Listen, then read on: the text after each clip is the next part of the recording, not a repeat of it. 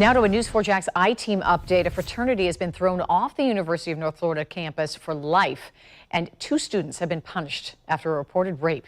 We brought you the disturbing details last night at 6. Now we're learning where the case could go next, which might mean serious criminal charges.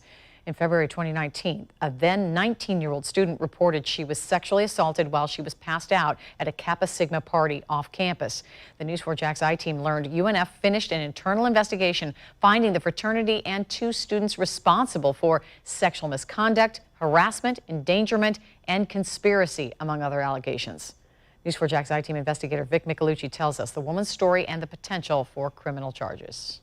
This 20-year-old UNF student and former sorority member says being raped at an off-campus fraternity party was horrible, and so was the response from her peers. Everyone is more just like, oh my gosh, that happened. How can we cover it up? A year and a half after the alleged attack, she broke her silence with us. We concealed her identity for her safety. She tells us after the assault, her attacker's fraternity brothers and even some sorority sisters told her to keep quiet about it. And after I was raped, I had a lot of girls come to me and say, this happened to me last year, but I was too scared to do anything about it. And this is exactly why.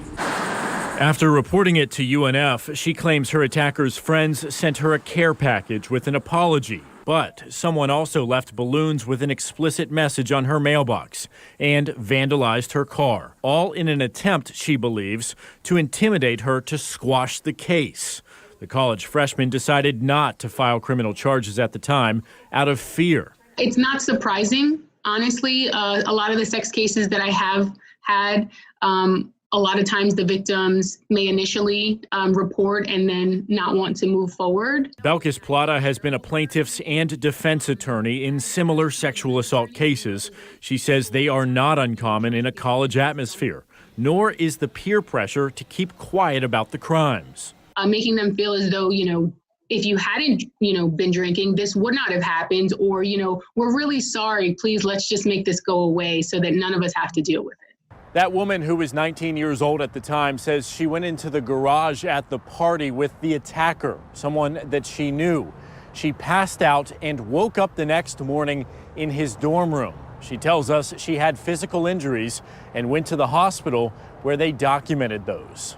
A UNF internal investigation found 2 students involved responsible for the allegations, one for the attack and another for the cover-up. Plata says the accused attacker and anyone who is involved in witness tampering could be charged with a first-degree felony. If guilty, that's up to 30 years in prison.